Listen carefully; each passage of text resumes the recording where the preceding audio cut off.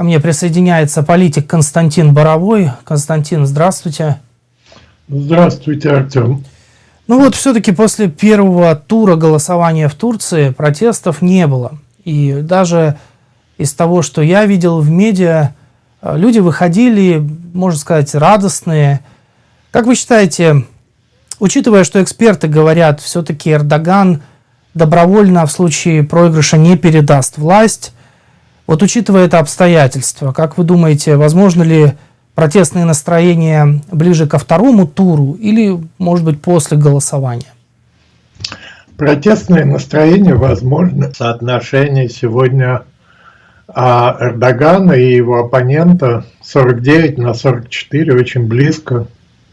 Вообще Турция – это такой клубок проблем. Элита, ориентированная, значительная часть элиты, ориентированная на ценности, привнесенные Ататюрком, то есть на европейские ценности для Турции. С другой стороны, повышающееся влияние исламского фундаментализма. Турция присутствует в Сирии, в Ираке, огромный поток беженцев. Совершенно непонятно, как разрешить, туркам непонятно, как разрешить проблемы внутренние с курдами, например. Вот эти очень неприятные события, которые вскрыли такой клубок коррупции в бизнесе в Турции, коррупции чиновников, которые допустили вот эти карточные домики. Проблема огромная, не позавидуешь Эрдогану. И выборами эти проблемы, конечно, не решаются, они могут быть усугублены. Вот вы упомнили мигрантов, и, насколько я помню, ситуация такова, когда мигранты из Сирии бежали в Европу, Евросоюз выделил какие-то деньги Турции, чтобы Турция, освоив эти деньги, остановила поток мигрантов. И, в общем-то, здесь расходятся эксперты в оценках, как Турция это сделала, хорошо или плохо. По крайней мере, мигрантов в Евросоюзе стало меньше. Вот как вы считаете, Турция хорошо использовала этот шанс? Я не знаю, как-то натурализовала, адаптировала этих мигрантов или все-таки нет? Деньги выделялись не для прекращения миграции в Европу, ее невозможно было бы остановить просто технически. Деньги выделялись на обустройство мигрантов, которое могла происходить в Турции, и этим самым снижался бы поток в Европу, нагрузка на Европу. Понятно, что коррупция присутствует, часть из этих средств была украдена. Эффективность не очень высокая, но она все-таки какая-то есть. И, понимаете, Эрдоган, и это очевидно, не может, как Ли Куан Ю, начать такую глобальную борьбу с коррупцией, перестройку Турции, потому что Турция сегодня в очень пограничном состоянии. Очень сильные тенденции, такие изоляционистские, фундаменталистские, и они усилились благодаря миграции, очень усилились. И ситуация, сложная, опасная для Турции, опасная для Европы. Турция – член НАТО. А Эрдоган демонстрирует такие, признаки чуть авторитарного руководителя.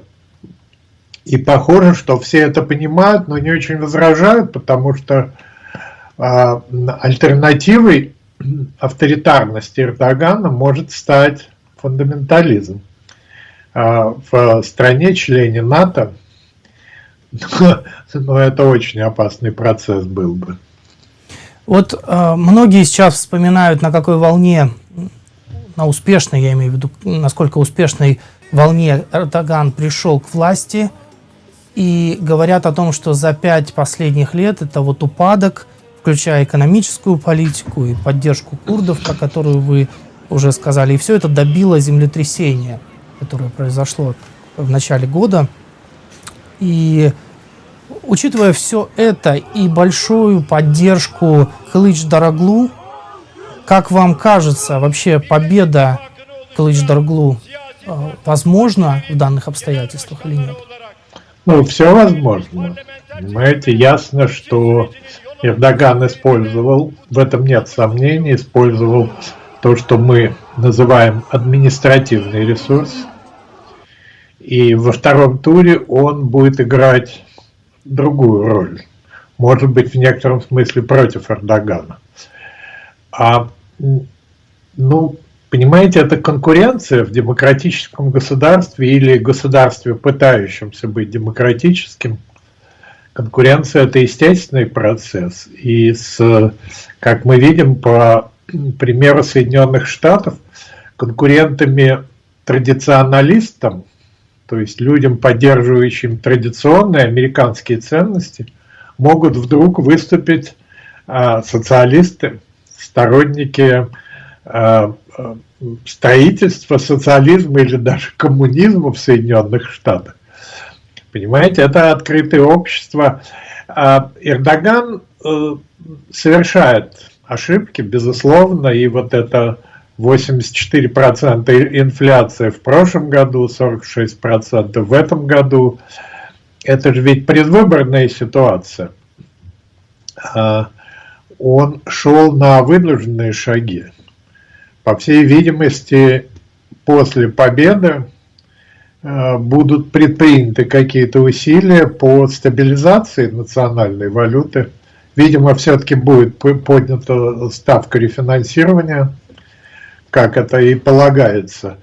Вот. И он популист, но это лучше, чем радикальный фундаменталист у власти. Понимаете, он, в общем, борется даже в своем окружении с этими настроениями. И с его точки зрения это опасно. И то, что он сообщает, транслирует своим партнерам, так скажем, европейским или по НАТО, что он выполняет функцию сдерживания. Очень важную функцию, необходимую и европейцам, и НАТО. Вот он пытается усидеть, скажем так, на двух стульях, когда играет с НАТО и показывает там что-то Европе, Европейскому Союзу. Одновременно с этим он говорит о том, что важны отношения с Россией. И вот недавнее интервью, когда Эрдоган говорил, что мы дружим также с Соединенными Штатами, также важна эта дружба, как и с Россией. Вот это влияние и отношения с Россией, которые кажутся очень теплыми, насколько они влияют на выборы, как вы считаете? Ну, у него функция такая миротворца, он ее себе присвоил. Это функция лидера международного уровня. И это в значительной степени ориентация на внутреннего, так сказать, потребителя. Он Но лидер. Внутри страны люди поддерживают вот теплые отношения с Россией?